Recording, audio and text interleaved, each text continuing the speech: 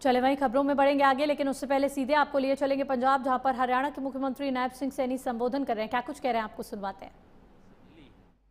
जो हमारे लिए एक प्रेरणा का स्रोत भी है। गुरुजी ने अपने चारों पुत्रों के बलिदान दिया ताकि देश के अन्य पुत्र और पुत्रियां वो सुरक्षित रह सके। एक गुरुजी के पुत्रों ने इस धर्म की और देश की रक्षा के लिए अपना महाबलिदान दिया। ये सब शहादतें भी दे शिवावर मोहे इहे शुभ कर्मन ते कबहू न ट्रों का जज्बा रखने वाले उस महान योद्धा को अपने प्रण से वो हिला नहीं सकी। ये हम सब उस इतिहास के बारे में हम जानते हैं। यह सर्वोच्च त्याग की भावना श्री गुरु गोविंद सिंह जी को केवल सिखों का ही नहीं बल्कि संपूर्ण राष्ट्र का ये नायक बनाती है। ऐसे महान वीर और बलिदानी गुरु से सिख कौम ने बहादुरी सीखी है। आपकी कुर्बानियां तथा वीरता पर सभी भारतवासियों को गर्व है। वहीं आजादी के बाद भारत माता के दूध को लाज नहीं लगने दी। अपनी मेहनत और ईमानदारी से जिसमें आप लोग बेहतर प्रदर्शन कर आगे बढ़ रहे हैं, ये हम सब के लिए बहुत ही गर्व का बात है। प्यारी साध संगत जियो, आज जब यह पवित्र जोड़ा साहिब हमारे बीच है, गुरुजी के उन चरणों का ये प्रतीक है जो धर्म की रक्षा के लिए बिना रुके बिना थके ये चलते रहे हैं। ये हम सब के लिए एक प्रेरणा है।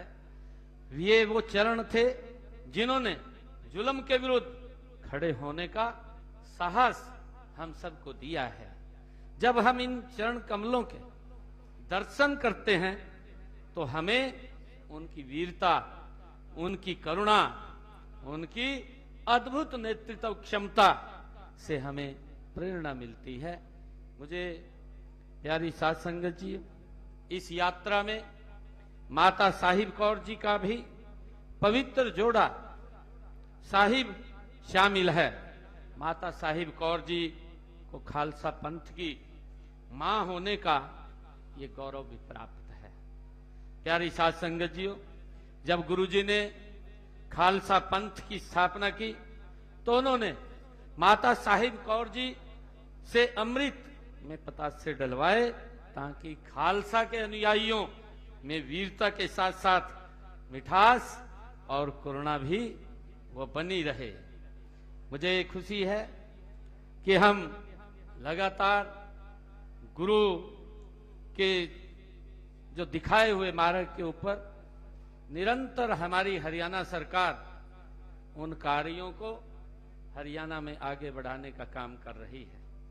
हमने समय समय पर चाहे देश के यशस्वी प्रधानमंत्री आदरणीय नरेंद्र मोदी जी, गुरु तेग बहादुर जी का जो प्रकाश पर्व है, जो गुरु नानक देव जी का प्रकाश पर्व है, गुरु गोविंद सिंह जी का प्रकाश पर्व है, और अभी हमने निर्णय किया है 1 नवंबर से लेकर के 24 नवंबर तक हरियाणा प्रदेश के अंदर गुरु तेग बहादुर जी के 350 साल को हम 1 महीने तक 4 यात्राएं हरियाणा प्रदेश के अलग अलग कोने से चलेंगी और वो 25 तारीख को कुरुक्षेत्र की उस पवित्र भूमि जहां पर समय समय पर गुरुओं के चरण कमल पड़े हैं उस स्थान पर एकत्र होंगी और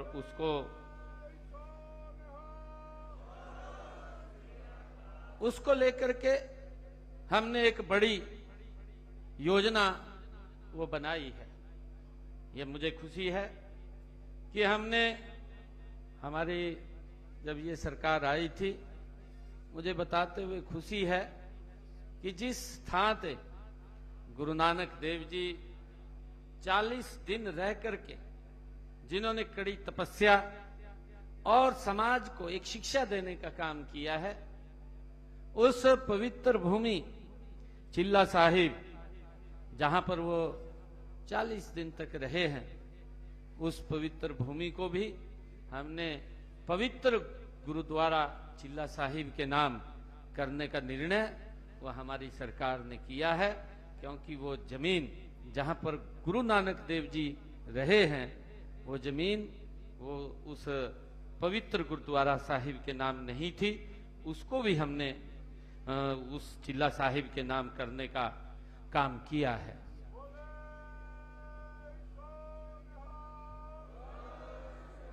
प्यारी साध संगत जियो, हमने हरियाणा विधानसभा के अभी जो मानसून सत्र में एक प्रस्ताव पास किया और उस प्रस्ताव के अंदर हमने 121 हरियाणा प्रदेश के अंदर ऐसे परिवार जिन परिवारों ने 84 के दंगों में, जिन परिवारों ने 84 के दंगों में वो उनके परिवार उस समय उस ग्रास में चले गए थे, ऐसे परिवारों के 121 परिवारों को हमने हरियाणा प्रदेश में उन परिवारों के एक सदस्य को नौकरी देने का हरियाणा सरकार में वो निर्णय किया है।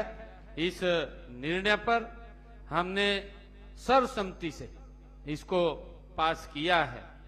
प्यारी साध संगत जियो, अंत में मैं एक बार फिर इस पवित्र चरण सुहावे गुरु चरण यात्रा में शामिल सभी मैं संत जनों का, महापुरुषों का, आयोजकों का और देश विदेश से आए हुए सभी श्रद्धालु गणों का मैं अभिनंदन करता हूं।